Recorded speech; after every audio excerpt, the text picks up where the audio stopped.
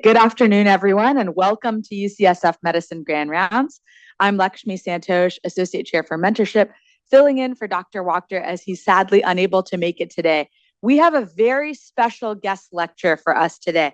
This is the annual Dr. Rudi Schmid Lecture, which commemorates the life and career of Dr. Rudi Schmid. And Dr. Rudi Schmid was born originally in Switzerland. He received his MD degree from the University of Zurich. And after internship and residency at UCSF, he went to University of Minnesota. We were very lucky then to recruit him after his stays at the NIH, Harvard, and the University of Chicago before recruiting him here at UCSF, where he quickly rose to professor and then chair of gastroenterology. And under his leadership, the UCSF GI division truly rose to national prominence and became one of the leading research, educational, and clinical leadership powerhouses in GI and hepatology.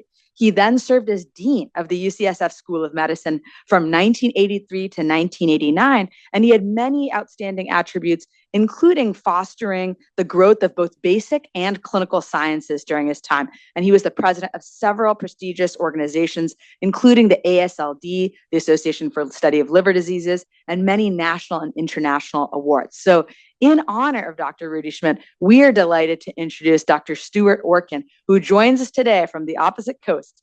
Dr. Orkin is the David G. Nathan Distinguished Professor of Pediatrics at Harvard Medical School, and he's a member of the National Academy of Sciences and the National Institutes of Medicine, an HHMI investigator. Dr. Orkin's lab has done really innovative work about the genetic basis of blood disorders. He's investigated the development and function of the blood system, the relationship between cancer biology, stem cell biology, the mechanisms responsible for renewal of stem cells. And interestingly, what we'll focus on today is that transition from fetal hemoglobin to adult hemoglobin. Dr. Orkin's laboratory really uses multidisciplinary, unique approaches to understand how mammalian cells choose specific fates and how their mutations are involved in important changes in transcription regulation, and how these ultimately lead to either developmental defects, malignancy, or both. So it is truly our pleasure to introduce Dr. Orkin today as part of his visit to UCSF to teach us all about the advances in his laboratory. Thank you so much for joining us, Dr. Orkin.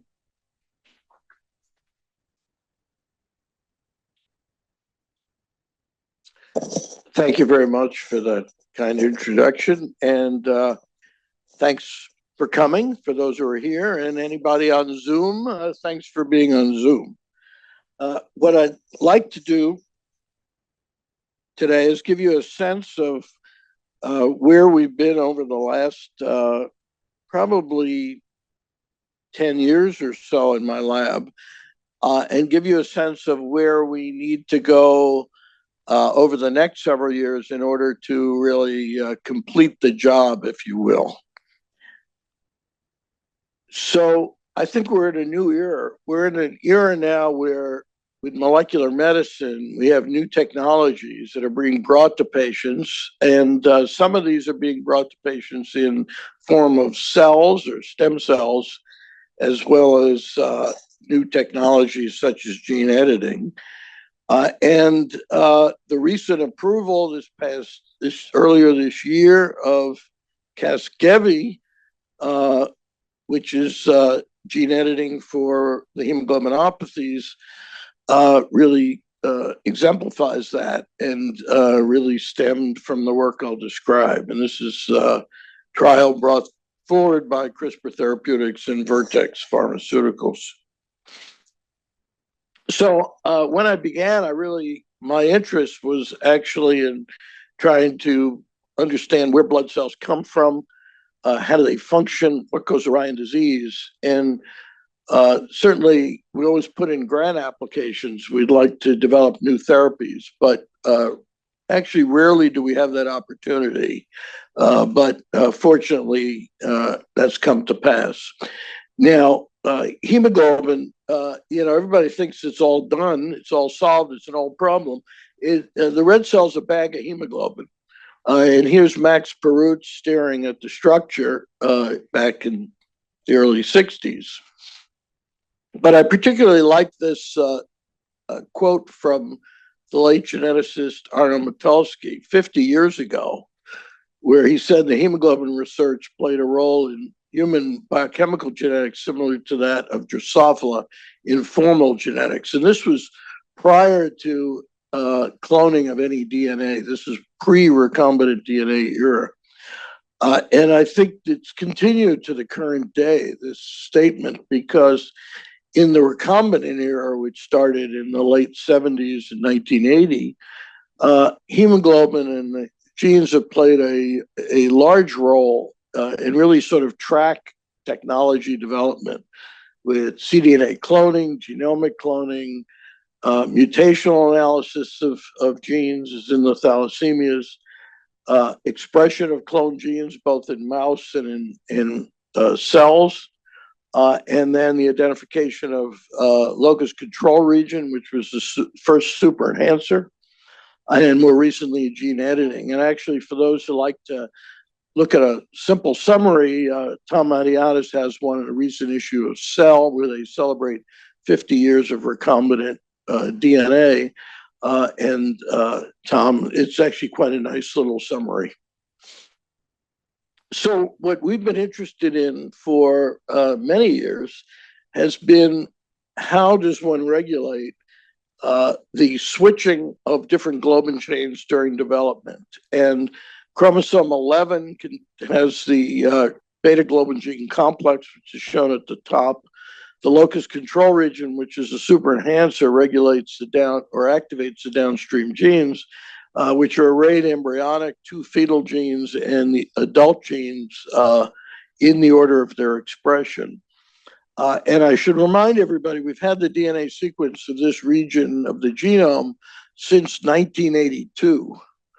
And staring at that sequence, no one figured out any of the critical sequences that were responsible. So during development, we switched from the gamma chain, which is part of fetal hemoglobin, to the beta chain, which is part of adult hemoglobin. The sickle cell disease is obviously a major disorder of globins and has the distinction of being the first molecular disease coined by Linus Pauling, and then Vernon Ingram 7 years later identified the point mutation. And it's worth noting that despite knowing all this for 75 years or 65 years, none of this information actually has benefited patients in terms of therapy until recently. This is a picture of sort of classical beta thalassemia. There's a tendency to think, because we know a lot about hemoglobin and hemoglobin genes, that there's no longer a medical problem here. That's not correct. There's a growing global health burden of the hemoglobin disorders. And David Weather, late David Weatherall, was a sort of major figure in defining that. There are more than 300,000 new births per year, just individuals with sickle cell disease. We have about 100,000 patients in the US, of which 25,000 are severe and would qualify for the approved editing therapy. There are more than 5 million patients worldwide. I don't think we know the number.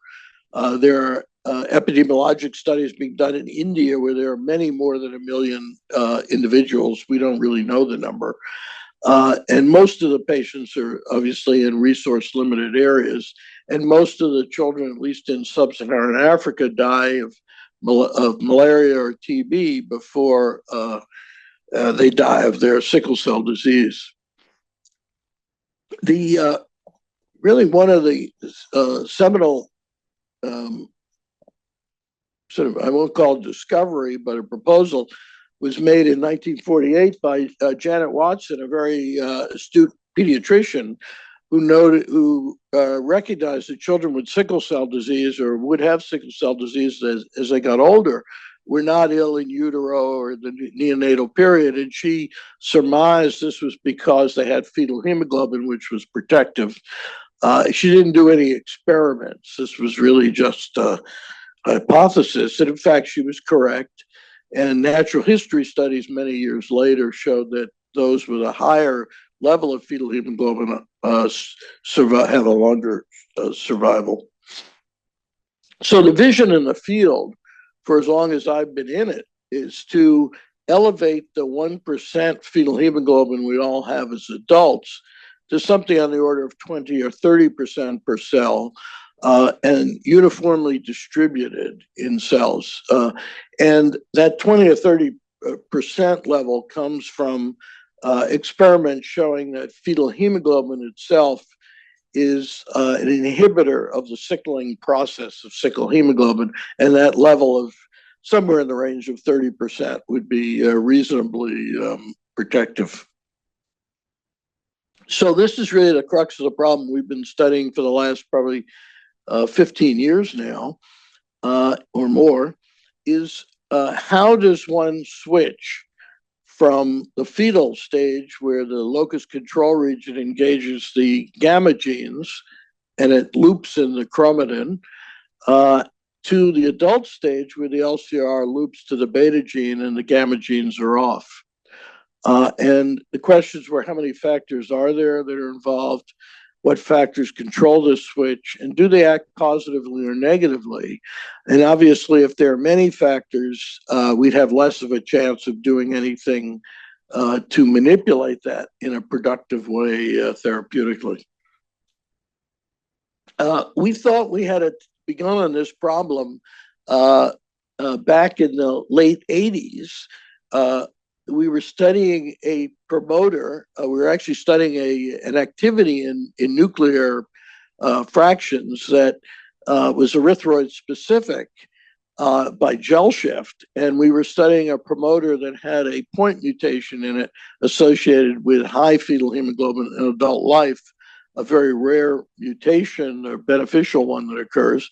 And so we actually isolated the GATA1 transcription factor in 1989, thinking we were studying some aspect of fetal globin regulation.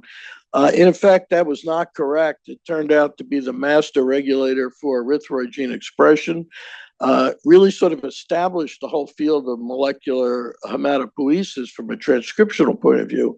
But GATA1 lacked any stage specificity in expression or function, and therefore it couldn't account for the switch. It was an interesting factor and still is studied actively by many people, and led us off in a different direction, where we spent another decade looking at transcription factors in the hematopoietic lineages and what their roles were, largely using mouse knockouts of the various factors. And we established factors that are important in hematopoietic stem cells, factors important in specific lineages. It's worth noting that almost every one of the factors important in hematopoiesis is also targeted in some way in leukemia, either by translocation or mutation. So this was actually a very productive era, but didn't solve this other problem. But the GATA family then was developed from GATA1, which led to a lot of work on nuclear reprogramming, actually, transcription, and actually some of the GATA factors, particularly 4, 5, and 6, which are important in the gut. So this is the only thing I'm going to say in relation to GI, but these factors were important as well. And also important in leukemogenesis in some very unusual ways. But getting back to the problem of hemoglobin, we started back in 1948 with Janet Watson saying the hemoglobin F was protective. But in the 1990s, we were kind of wandering in the desert because we and others had worked on trying to find some evidence for factors that might regulate the switch. And we really didn't come up with anything. And in fact, during that period, virtually no one in my lab worked on the problem. No one knew anything about it. The break in the field actually came with advances in genetics. And again, it's sort of a theme that technology drives what we do. And this was genome-wide association studies. And this was applied to the level of hemoglobin F as a trait, both in the UK by Swilathine, who did a rather small GWAS, and we collaborated with those in Sardinia that were doing a genome-wide association for many, many traits on the island of Sardinia. And both of these studies identified only 3 regions that are associated with level of hemoglobin F, and those are on chromosome 11 in the beta cluster itself. It's not surprising that there must be common variation, perhaps affecting level of hemoglobin F. The MIB oncogene on chromosome 6 controls actually differentiation of cells, and so it's sort of an indirect effect on hemoglobin F. But the new player was the gene B7A on chromosome 2, and that had already been known to be a gene that was important in B cell development based on knockout studies in mice. But we were intrigued by B7A as a candidate and launched a number of studies on that. The challenge in GWAS is always this one, that you have 3 billion base pairs of the genome, and you have to try to figure out what the sequences you've identified or the region identified has to do with your trait. And in most instances, this is where GWAS kind of fails. It got kind of a bad rap for a while because going from the association to something interpretable that was interesting usually did not happen. We carried out a series of studies over about a 7-year period of time where we could go from sort of the universe of GWAS down to specific sequences. On the one hand, defining the mechanism by which hemoglobin F is regulated and silenced in adults, and on the other hand, sequences that could be used therapeutically. And I'll sort of touch on just the key experiments sort of on this path, not all of them. The first one was actually carried out by Vijay Sankaran, who was an MD PhD student at the time. When he came into my lab, he said he wanted to work on hemoglobin switching. I told him, okay, but most people who work on it are now retired, dead, don't have their grants or failed. But we agreed that we would work on it together. We did fail a number of, it looks like it was all successful, but many things failed before these experiments. But the first experiment Vijay did on this, which sort of at the end of his PhD, was to inhibit the B7A RNA in CD34 cells with shRNA. These cells could be differentiated in culture to erythroid cells. And as you can see at the bottom, when we lowered the level of B7A RNA and protein, we increased fetal hemoglobin expression, gamma chain expression, and fetal hemoglobin. So the knockdown of B7A did increase fetal hemoglobin, suggesting B7A acted as a repressor. I should say we were lucky. There are lots of different things you can do to CD34 cells to mimic this effect. I don't think we recognized it in 2008, but I think the literature is replete with lots of incorrect data, partly because the cells are very sensitive to what you can do to them. But fortunately, we were correct. And the key experiment in my mind is this one, was how important is this factor? Everybody, when you isolate something, you want to think it's the central thing in whatever you're studying. And is that the case? And this experiment was the one that I think really sort of nailed it in my mind. We used 2 different strains of sickle mice. These are engineered mice, one of which was made in Berkeley, and the other one was made by Tim Towns in his laboratory. And these mice have a beta gene, a human beta gene that has a sickle mutation. The mouse genes are all ablated by homologous recombination. And so these mice express human hemoglobins and human sickle, and they have sickle cell disease. These are ill mice, they're anemic, they have microvascular damage. And we obtained a conditional mutant of B7A in mice and interbred those mice with the sickle mice. but specifically inactivated B11A in the erythroid lineage using EPO receptor CRE. And we did that to avoid any cell effects in other cell types that might obscure a clear result. And the result was really quite stunning.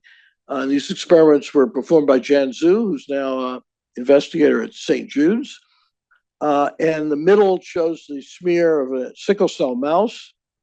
And on the right is the sickle cell mouse interbred with the knockout in erythroid cells, the B11A knockout. And they have a normal smear, they have normal hematology, they have increased fetal hemoglobin to a level of about 30%. And that hemoglobin is distributed in all cells, which is sort of what you want to do. And these mice are completely well. So modification of one gene reverses the sickle cell phenotype or prevents it. And this finding is actually the basis for all of the B11A directed genetic therapies that are now in trial some 13 or 14 years later. So B11A is a large protein. It's C-terminus. There are 3 zinc fingers, 4, 5, and 6, and they bind a unique sequence, TGACC-A, which was not in the transcription factor database when we first defined that. The structure is shown there on DNA. And the importance of that is that that sequence, that motif, is actually in the gamma promoter. It's actually there twice, but only one of the sequences binds B11A, and that's shown in the little diagram. And B11A binds that sequence, recruits the NERD co-repression complex, and this, we believe, evicts the activator protein, NFY, and whatever's associated with it, which represses the gene, closes down the locus, and silences gamma expression, allows the locus control region by default to go to the beta gene. And it's also remarkable that within that sequence TGACCA, I'll come back to it, there are actually a couple of point mutations in rare patients that have large persistence of fetal hemoglobin into the adult life. And so-called Greek HPFH is due to a single mutation in that sequence. And these individuals have about 30% fetal hemoglobin in adult life. And one of those was reported, those were reported actually by George Stamatianopoulos, who's in Seattle, and Francis Collins, actually, when he was a postdoctoral fellow at Yale. They were reported back in the mid-'80s, but the actual mechanism was not understood at the time. So, because no one had identified the sequence as being important. So the switch is largely controlled by B11A. What's important is it's actually hardwired such that it's a continuous quantitative regulator. It's like going to your wall thermostat and controlling the level of fetal hemoglobin. B11A is not the only repressor. There's another one, LRF or ZBTB7A, which binds further out in the promoter at another site where there are rare HPFH mutations that have been known for many years. We believe these two are the only repressors, although people keep looking for more, and both of them interact with the NERD co-repression complex. So how does, I said B11A is a continuous regulator, and the hemoglobin F levels are very sensitive to B11A. And one way we sort of know that is through the study of a rare intellectual disability syndrome, which is due to haploinsufficiency of B11A. These unfortunate children either have a deletion of B11A or a point mutation that interferes with the function of B11A. They have an autistic-like syndrome, but they have, roughly 50% B11A based on the fact they have one normal gene and one gene that's been inactivated. And these individuals have about 13 to 15% fetal hemoglobin, which is 10 times our, the normal, so-called normal level. And this is roughly in the range of sort of classical hereditary persistence of fetal hemoglobin, which would be enough to ameliorate to a significant amount the pathology in sickle cell disease or beta thalassemia. So the level is really quite sensitive, which also tells us that if we wanted to do a therapeutic maneuver, it's not necessary to ablate the function of BCL11A. A modest or considerable reduction would be sufficient. One of the things that's unusual about BCL11A is you can actually remove it from erythroid cells, at least the cell lines, and the cells actually don't seem to mind a heck of a lot. They're not quite as fit, but they don't seem to mind it very much. So the question was, how many genes are actually regulated in erythroid cells? And so we made a conditional, we engineered cells with a conditional degron for BCL11A using the DTAG system, which is quite commonly used now for rapid protein degradation. We could get rid of BCL11A within 2 hours in cells using system by adding basically a PROTAC. And by proteomics, BCL11A is the most downregulated protein. There are very few other proteins that are controlled or changed. And by nascent transcription studies, we actually came to the conclusion that there were less than 30 direct targets of BCL11A. We said 50, but actually there are probably 30 targets that are actually direct targets of BCL11A for repression. And the ones that are most responsive are the globins. So just by chance, if you will, this protein is highly selective for the globins in erythroid cells. Evolution seems to have designed it that way. But I sort of skipped over GWAS. What did the GWAS have to do with BCL11A? It doesn't, there's no common variation in the protein sequence. It's actually a hyperconserved protein. So it had to be in the regulation. And Dan Bauer, when he was a fellow in the lab, took on this challenge and looked within the BCL11A gene, and within a large intron in the gene are 3 DNase hypersensitive sites, which are blown up at the bottom. They're plus 55, 58, and 62 from the promoter. So these are distant sites in the intron in BCL11A. They're hypersensitive in erythroid cells, but not in B cells or brain where BCL11A is expressed. And that's really the hallmark of an enhancer. It's actually a red cell specific enhancer. It directs red cell gene expression in transgenic mice. It's essential for BCL11A expression. So if you delete the enhancer, BCL11A is not expressed, but it's not expressed in erythroid cells, but expressed everywhere else. So it's absolutely cell specific, which struck us as being an asset when considering this element for genetic modification. But when we made these observations back in 2013, there was no way to manipulate this enhancer except by zinc fingers and talons. We actually used talons in that paper. But fortunately, just about the time that the paper was published, CRISPR came on the scene, which then allowed Dan and another MD PhD student to do a unbiased tiling or mutagenesis of the entire enhancer to ask, were there any regions of the enhancer that were more important for its function, or was it just the whole enhancer was important?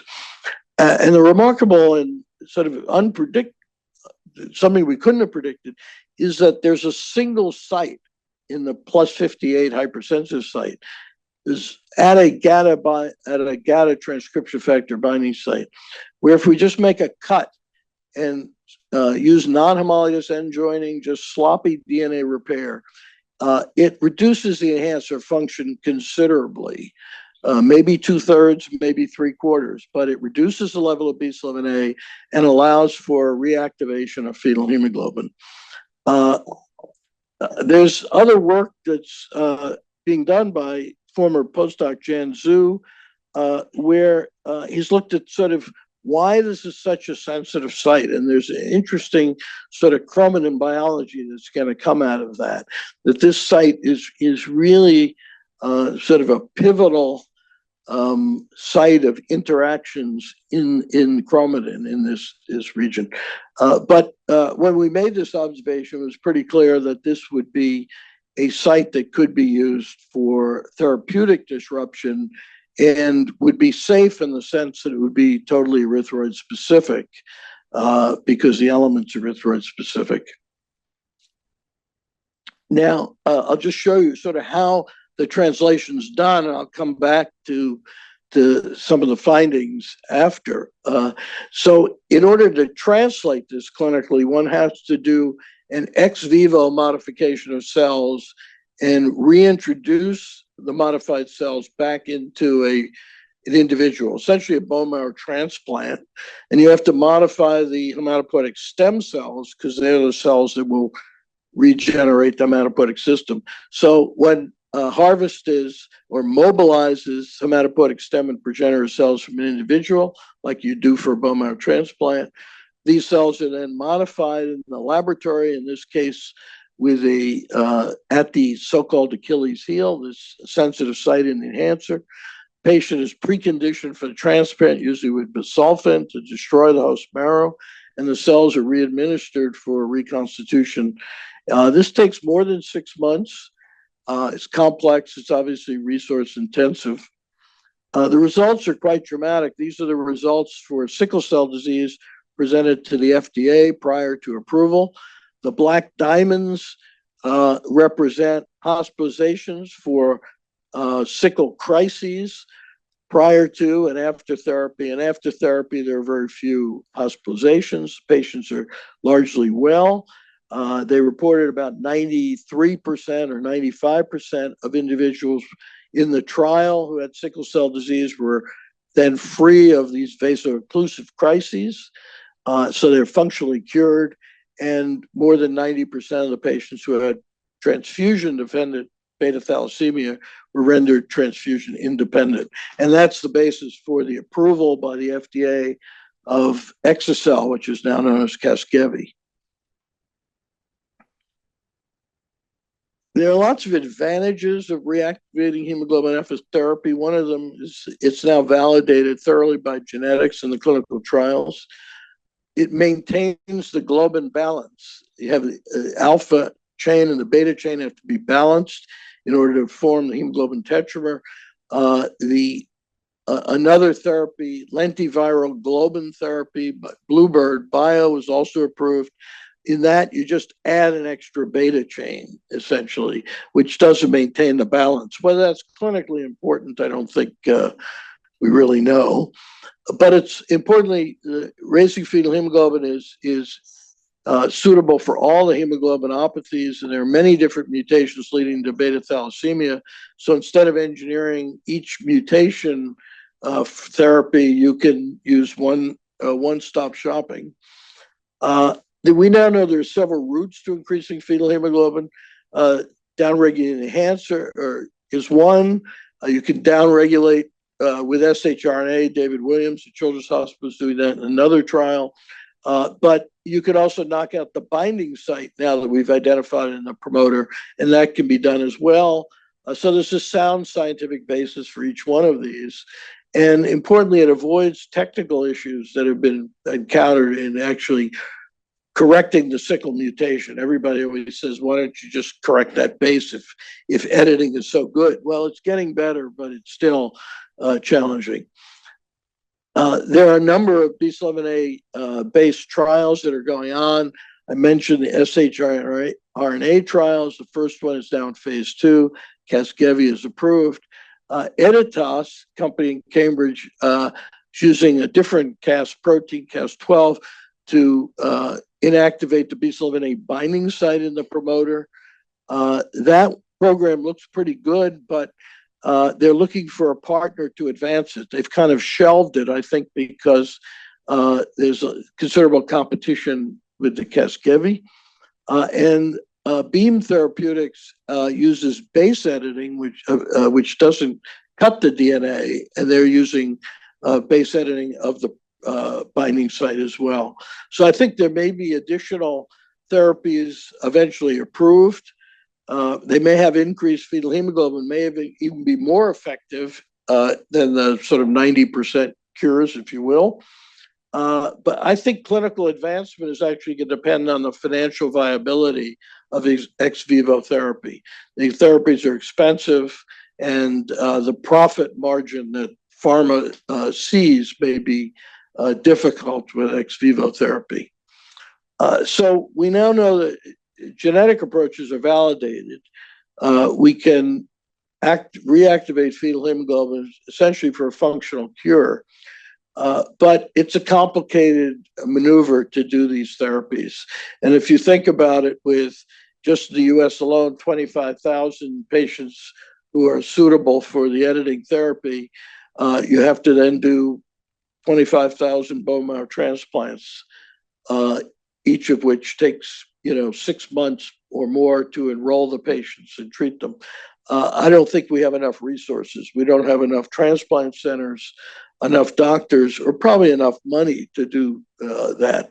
So the question is, how can we expand this? One is to make preconditioning for transplant less toxic, perhaps do it as outpatient kind of procedure with antibodies.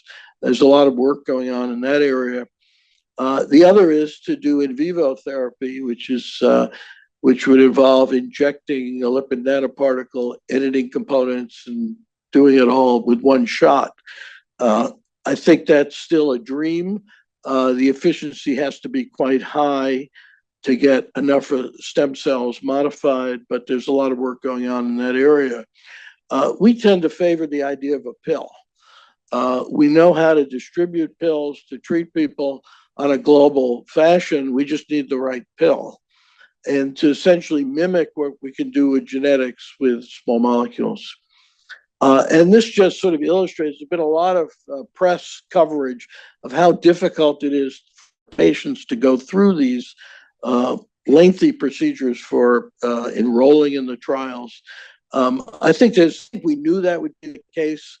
I think the press seems to suggest we didn't realize that. Everybody realized it. It's just not easy. So where are we now? Well, I think the standard of care management, at least for sickle cell disease, which is hydroxyurea, is beneficial, but it can only be successful in a fraction of the patients and really doesn't forestall long-term complications. And as currently practiced, ex vivo therapies, genetic ones, cannot reduce the burden of disease, even in resource-rich countries, and then let alone thinking about other places of the world. So in vivo therapy is a vision, but uncertain. One thing I sort of impress is that I think we need substantial investment now by pharma, philanthropy, NIH, and others to really address this problem. It's really been woefully underfunded and under-supported over many years. So our view is to leverage what we've learned about mechanism now to actually develop new therapeutic agents. BCL11A is clinically validated now in both for all the hemoglobinopathies. I think it's probably validated more than most pharma targets that one sees. And BCL11A acts directly and proximately. I mean, right at the where the action is, at the gamma gene, and by modulating it, we get a predictable and potent reactivation of fetal hemoglobin. And so what we've been doing over the last several years is readdressing and reassessing the potential targetability of BCL11A with small molecules. This is a slog because most transcription factors are called undruggable. They don't contain the normal pockets. They're kind of unstructured. And in relevance to hematology, I think transcription factors obviously are very important because they're important in fusion oncoproteins in leukemia and solid tumors. There are cases where transcription factors are overexpressed due to enhancer repositioning, due to chromosomal translocations. And then we have the fetal to adult hemoglobin switching issue. And we try very often to circumvent the undruggable features by targeting interacting proteins, protein interactions, molecular glues, looking for other dependencies. But In this particular problem, I think going for the mechanism still is the most compelling. And so I like this quote by Marcel Proust: the only real voyage of discovery consists not in seeking new landscapes, but having new eyes. Look at the problem differently. And so we've gone back to B11A protein. We didn't really go back to it. We've been looking at it for a long time, but back to it sort of with more sort of focus. The B11A protein is highly unstructured. The C-terminus binds DNA. The N-terminus has a short peptide sequence that's known to recruit the NERD complex.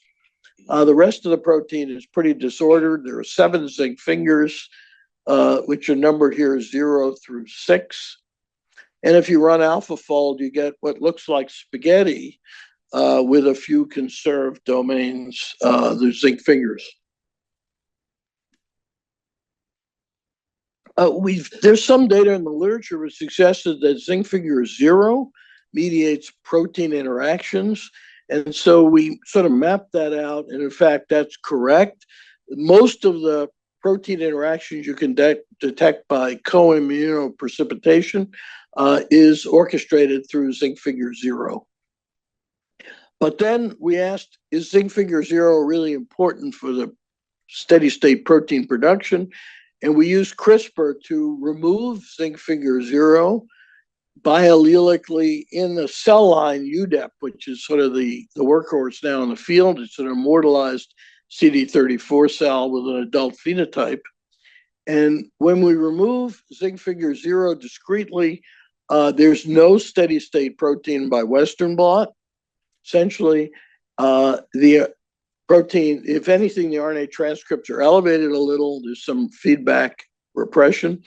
But on the bottom right, one can see that the level of fetal hemoglobin is massively de-repressed. These cells, the wild type there has essentially no fetal hemoglobin. These cells are highly repressed. And if you take out zinc finger 0, they're very de-repressed. So zinc finger 0 is essential for steady state protein production. But what the real break for us was we made recombinant zinc finger 0. This zinc finger is only about 25 or 30 amino acids, and it forms a tetramer by itself. And if you make the recombinant protein, it's only the tetramer by various techniques, dynamic light scattering, by centrifugation. And we then crystallized this tetramer and determined its structure, which is a symmetric tetramer with a very highly hydrophobic interface. And it's remarkably stable. We don't know what the dissociation constant is, but it's in the sort of low nanomolar range. So this is really a program to be in the tetramer state. We then asked, is it really the tetramer that's required in these cells? So we mapped out mutations of the hydrophobic interface, which disrupt the tetramer formation or prevent it. And on the bottom left, we've actually introduced by CRISPR, again, biallelically, 2 amino acid substitutions, but a crucial one is the isoleucine substitution within this finger. And that prevents accumulation of steady state protein and leads to de-repression of hemoglobin F. So it's not just the finger that's required, it's actually formation of a tetramer that's required. And then, so what happens if we lose finger 0? What happens to the protein? Well, obviously it gets degraded. So if you add an inhibitor to the proteasome, you can actually get back some of that protein, suggesting that it is degraded. And then, remarkably, the next finger down, finger 1, has a degron in it. This finger is, again, a 20-some-odd amino acid finger. If you remove that finger by CRISPR, you get more protein. You get more steady-state protein than wild type. And that finger, if you purify it, forms a dimer. And the structure predicted by AlphaFold is shown. We've determined the structure as well. So how do we put all this together? This is the model. that when on the ribosome, as the protein is first being expressed, but if it's not in the tetramer state, it goes to the proteasome and is destroyed. When the tetramer forms, which we think is co-translational, it actually drives the dimer formation of finger one, which obscures the degron, and the protein is then stable. We think there are no other degrons in the protein. There's a prediction of this. If this is correct, if you take out finger 0 and finger 1 discretely, leave the rest of the protein, and there are no other degrons, you should be able to make an engineered monomer. I say a monomer because it might have other interactions, but it's not a tetramer. And that would allow us to actually ask a second question, that is the tetramer needed for repression, or is it needed just for making protein? And so we made engineered monomers two different ways, either by taking out finger 0 and finger 1, or by mutating finger 0 at the hydrophobic interface and taking out finger 1. You get lots of protein, more protein than wild type in either case. And this, the top, this part over here shows a native gel, which shows that the wild type protein barely gets, this is a protein gel, barely gets in the gel, whereas the engineered monomers do get in the gel and appear more or less as monomers. So this allows us to actually ask the second question: how good is an engineered monomer repression? And the bottom line is the monomer is not very good at repression. If you differentiate the cells, the monomer is cells have derepressed hemoglobin F. And I won't show you all the data, but basically what we found is we think the monomer is less effective at displacing the activator. It's less bulky, so it's probably less sterically interfering with the activator. It engages the nerd complex better. The monomer doesn't engage nerd very well in the cells. And if one looks at B11A and chromatin, the monomer is not as good in genome-wide at interacting with chromatin. So we think the tetramer state is actually critical not only for making the protein, but it's also important for the function as a repressor, which leads to this kind of model. And it turns out that the N-terminus of B11A, which has a binding motif for nerd, that binding motif interacts with the RBBP subunit. And there are 4 of those subunits in a nerd complex, and there are obviously 4 binding sites in a tetramer. I don't know if that's just dumb luck or is that meaningful. We don't know what happens. People ask, well, what happens to the DNA binding side? We got 4 DNA binding domains, but we only have we have 2 gamma genes on each chromosome.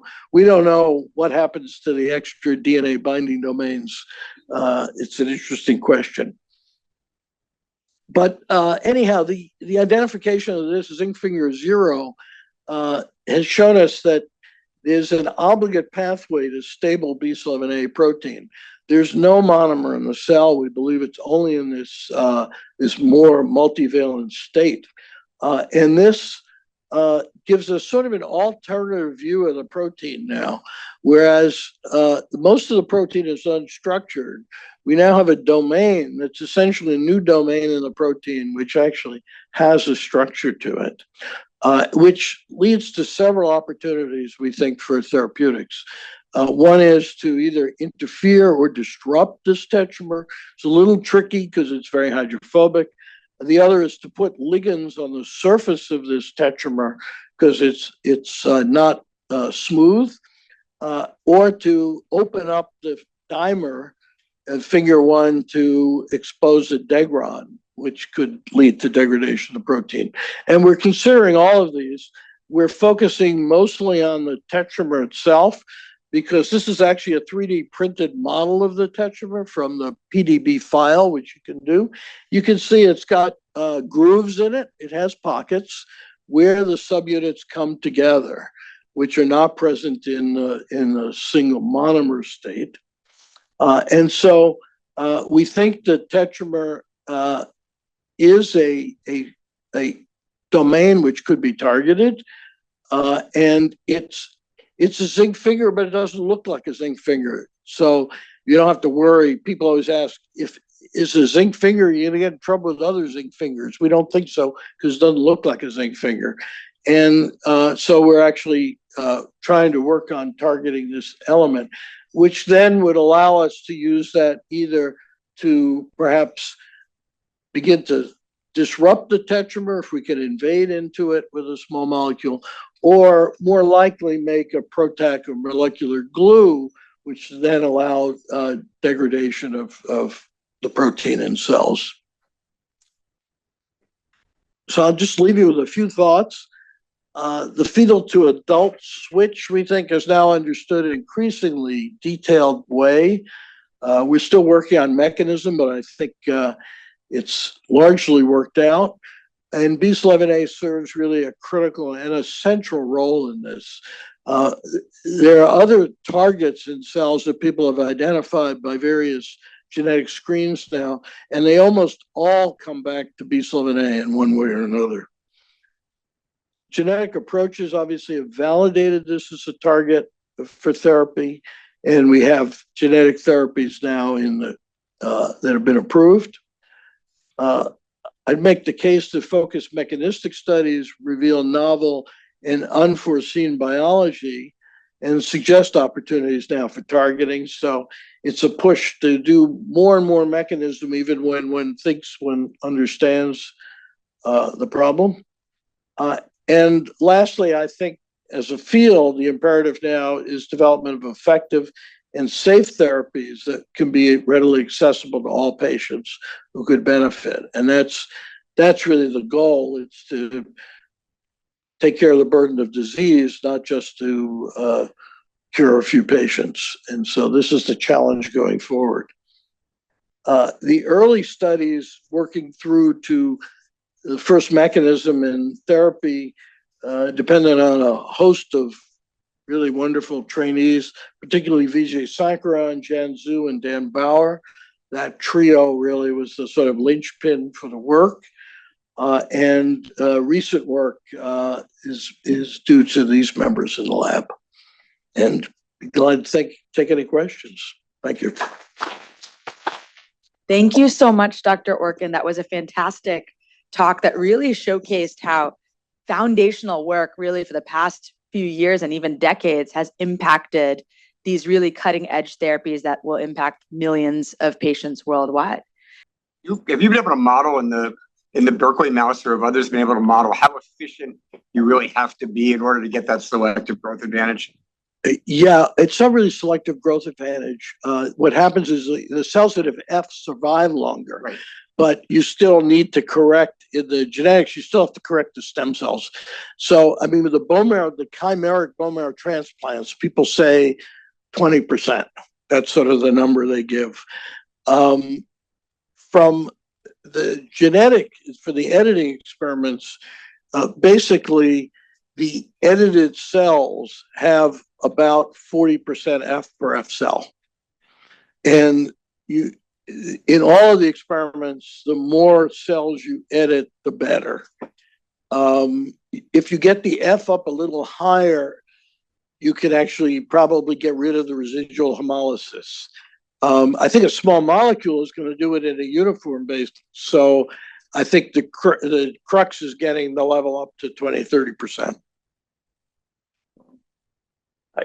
I was wondering whether you perturb BCL11A, what happens to the adult globin expression? Does it go down, like sort of this like competition model? And yeah, I should have mentioned that. It's been known for many years that basically one allele can, if you increase F, the gamma, the beta will go down on the same allele because the LCR can only engage one gene at a time.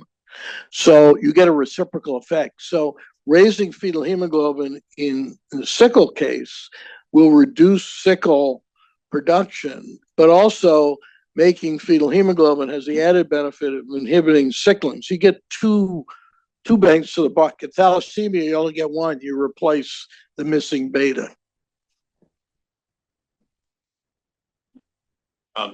super cool work. So it seems like your engineered monomer, if it occupies the same binding site, but then doesn't repress as well, I mean, it kind of seems like a useful dominant negative protein. I'm wondering if there's any thought for like reconstituted protein as a therapy there. Yeah, could you use reconstituted protein as a therapy or something? Right. Is that what you're asking? Yeah, I mean, there are lots of things you could think of, like using shRNA or locked nucleotides, antisense locked nucleotides. The problem in most of those is delivery. For example, we have nanobodies which will degrade B11A in cells. It's really just the delivery issue. So if you're thinking about a therapeutic, you need something that either gets the stem cell or a pill that will go through the body. That's it. I think there are lots of things you could think of that would inhibit. You can inhibit DNA binding, various things. Yeah. Yeah. On that note, some questions from the Zoom audience, just so that we answer their questions too. You know, you were talking to Dr. Ma and I about hydroxyurea and how the mechanism is not completely understood still. Does that affect BCL11A interactions? And also, is there a role for degrons as a therapeutic target? Yeah, the question is, what does hydroxyurea do? After all, we've known for 30 years it induces cells to make more fetal hemoglobin. It's not direct, it's indirect. We don't know how. There's no connection we know of between BCL11A and hydroxyurea. Given that the fact that BCL11A happens to vision and intellectual ability, do we think that that's a developmental problem that will occur with a small molecule targeting BCL11A, or do we think about developing a red cell targeted BCL11A? Yeah, so the question really has to do with other cells that express BCL11A. I mean, B cells, if you knock it out, you make no B cells. The hematopoietic stem cells also aren't maintained for a long time without BCL11A. If you knock it out, the brain haploinsufficiency, we think it's developmental, but no one knows what the function of BCL11A is in the adult. It's easy to keep therapies out of the brain, harder to get them in the brain. So the real problem, I think, the real question is, what about B cells and stem cells? We don't know. We know the haploinsufficient individuals have B cells. They don't have obvious immune function defects. So I'm betting one could find a dose that would be acceptable for B cells, but induce fetal hemoglobin. The alternative is if one's using a protein degradation strategy to leverage different E3 ligases that have different specificities. You could survey a variety and see which ones are more effective in erythroid cells than B cells, or perhaps you could leverage ones that are erythroid specific, of which there are some. That would be probably the safest, but we don't know till we have the tools. If you have, some tool molecules, you can then address that. I have a universal question, and that has to do with all these things that you talk about is same in women as opposed to men? Yeah, as far as, there are differences in, hemoglobin, between men and women in terms of level and things like that. But in terms of the regulation of just the gamma gene and the beta gene, which is really all we're focusing on here, we don't know of any differences that are sex related. Thank you. And then in the last 30 seconds, just because we have some future physician scientist trainees as well in the audience, you talked a lot about the role of using different techniques and learning different techniques in your discoveries over time, and also the role of serendipity a little bit along the way, and the work of teamwork and collaboration. Those are some of the themes that I picked out. What's your advice to future physician scientists, especially in this time of uncertainty? I guess my advice is do what you think is interesting, focus on what you think is interesting, and second, be persistent, and also be lucky. And find good people to work with. But luck is really important. Wonderful advice, Dr. Orkin. Thank you so much for spending your time with us. Appreciate you so much.